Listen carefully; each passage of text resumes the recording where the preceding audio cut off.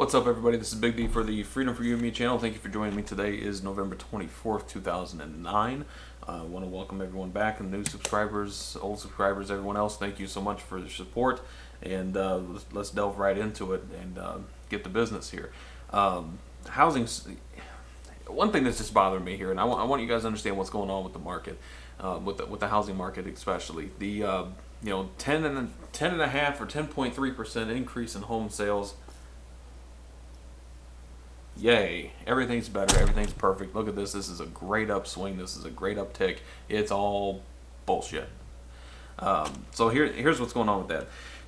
The first-time homebuyers program, the $8,000 program that was started several months back to get first-time homebuyers in and get them the $8,000 tax credit, had an expiration that you had to close your loan by November 30th. So at the end, and we even saw it here in my company, at the end there was a massive rush of first-time homebuyers who were sitting on the sidelines. And they wanted to rush in at the last minute. They were sitting on the fence. They weren't quite sure, and we saw a big upswing in sales from that. So we had several loans close out here in the last couple weeks, several houses close out here in the last several weeks. That's great. That's good. Then the government was sitting on their hands as usual, and la-di-da, because you had to actually write a contract probably around the third week of October to rush the loan through, to give it enough time to go through underwriting and the process and everything else to get it closed within the 30 to 45 day swing. So there was a massive rush of last minute people to get in and get it done. And that's what we saw. That's what the 10+% that we saw was coming out. Now the government did extend that program, but they didn't extend it until November. They didn't extend that out until the last minute. So all those people that were all year long hearing about this program and sitting on the sidelines didn't actually take the leap. Not all, but a big chunk didn't actually take the leap until October.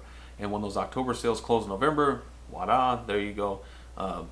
Everything's swinging upwards. Everyone's happy, and everything else. 10+%. Well, here's what's going to happen. Even though they did extend that program and they have included the existing homeowners for the $6,500. House sales are going to plummet. They're going to plummet here in the next few months. So if anyone's short in the housing market, now's the time to do it. Because the majority of the people for first-time home buyers were sitting on the sidelines. What you have left are people that would just, they're not credit worthy enough, or whatever the case is, and they're still sitting on the sidelines, and they're bottom feeding the market and so forth. You've got the major builder, like one of the biggest builders in the country, is sold off half his fleet of earth moving equipment and everything. He's up in Chicago, and he sold off half of his equipment up there. And what's that tell you? I mean, if things were so rosy and things were looking up, one of the nation's largest home builders wouldn't sell off half his fleet of dump trucks and earth moving and everything else. So that, just want to give you guys an update. Don't fall prey to the numbers. The GDP was revised down again today, as we all know it would be. It was originally 3.5%. Now it's revised down to 2.8. So the growth isn't there that they thought it was. I've got the latest Realtor magazine that just came out, and let's see, you guys can see that article.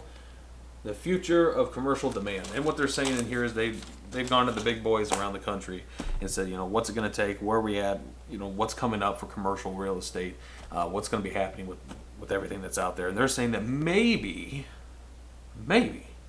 if everything's perfect, if everything's the way it's supposed to be, if everything's going hunky-dory and we're constantly on an upswing, 2012, maybe. And there's no guarantee that 2012 is going to be the answer. They've come up with this formula, which I think is just absolutely breathtakingly beautiful, that explains it all. I want you guys to be able to read that. GDP plus consumer confidence plus savings rate plus growth equals recovery.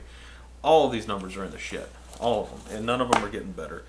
George Fertino made a great video of the dollar bubble the other day. Those of you who watch my channel usually watch his. Spread that video out, because it talks about the savings rate a little bit and how everything was on the upswing there for a while. Then the government interfered, and then it dropped back down again. Job growth is a joke. Those jobs that, if you're sitting on the couch waiting for your $100,000 phone call to ring, it's not going to happen. Not even going to come close to happening. We just had a meeting with the India president, or premier, whatever his name is. I'm surprised Obama didn't bow to him either. they're basically saying they want all these green jobs that Obama keeps touting that are coming here. Those guys over there, there's more English-speaking people in India than there is English-speaking people in the United States. Think about that for a second. Let that soak in. Let it soak in. All right, those guys are willing to work for $8 an hour. They're only $8, $10, $12 an hour. I mean, we got guys here that are wanting $25, $45 an hour. Robert Kiyosaki, I got a video that I favorited, and I want everyone to watch. Go to my channel, check it out. Robert Kiyosaki said it best. He's the author of Rich Dad Poor Dad. Most of you guys have heard of him. Once you see him, you'll know who he is.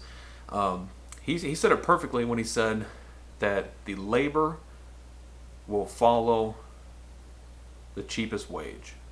And that's 100% true. That's exactly how this whole program works. And you've got people in other countries, especially India, that they came out today and said, we want the green jobs. We want them here. We want them over here, and we'll fight for them. So all the green jobs that Obama's sitting there talking about that he's going to get are not going to happen. They're not going to be coming here because it's a company decision. It's not a U.S. decision. So I don't know where he's coming up with that. I'm kind of jumping around here. I just want to make sure I get to everything. FDIC is now, I'll put it up in the link. There's 552 banks now on a troubled watch list. 552. We're over 120 plus banks that have closed out this year. It's a freaking mess. We went from 1 in 8 homeowners that were in trouble or in underwater on their homes to 1 in 4. I'll link that article from the Wall Street Journal over there as well. I'll also put a link over there showing the, just so that way everyone can understand and let it soak in, what banks have closed throughout this year and what banks have closed since 2005. It's an FDIC link that I'll put up as well. It's just that way you can kind of get a glimpse of where we, what's usual. What is usual out there? 2005, 2006, 2007. There's a couple, and then you hit 2008, and then 2009 is just this big long list, and it's going to get worse. It's absolutely going to get worse. And the banks are hoarding money right now, and they're not allowing people to pull equity out of their home.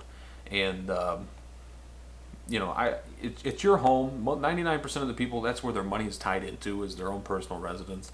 And I think if you have the wherewithal and if you have the means and you can prove that you have the means, you should be able to pull that money out if you want to do improvements to your home or whatever the case is. But banks are holding back on that. Banks are saying, nope, no, can't do that. You can change the terms, you can quicken your pay down rate, your principal reduction, excuse me. You can do that, but you cannot pull money out of your house. You cannot do it. And a lot of people are finding that out the hard way right now. Now, chances are, that's kind of what got us into this mess in the first place. I understand that, but at the same time, it's yours.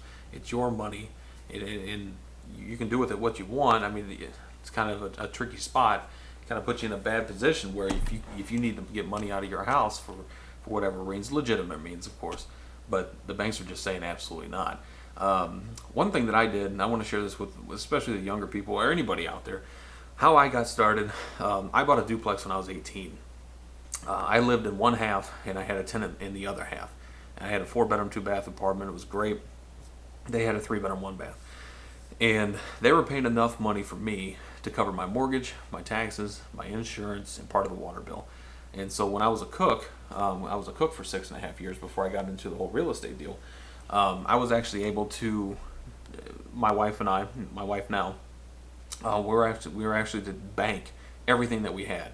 We were living like kings and queens because everything that we brought in, we got to keep. And what if the old rules were, if you had a 1 to 4 family, single family up to a 4 unit, you could enjoy the same rights as a single family house. You could get a 30-year locked fixed rate loan. Well, now the banks are understanding that this is the way people want to start going in diversifying their risk. So the banks are now saying that you have to have a 51% ownership. You actually have to live in 51% of the property. So if you have a 4-unit building, which I highly recommend people to do, but not all banks have caught on to this. So if you have the opportunity to get that, email me if you have any questions with that. It's a little complex, but it's a little simple at the same time. So 1 to 4 family, you can get tenants in and help them pay your rent. But the banks are starting to catch on. They want you to have 51% of the property that you live in. So I'll get into that a little more. Happy Thanksgiving to everybody. Email me if you guys have any questions. Please rate, subscribe, comments, questions, likes, dislikes, anything else. God bless and Thanksgiving. Thanks for watching.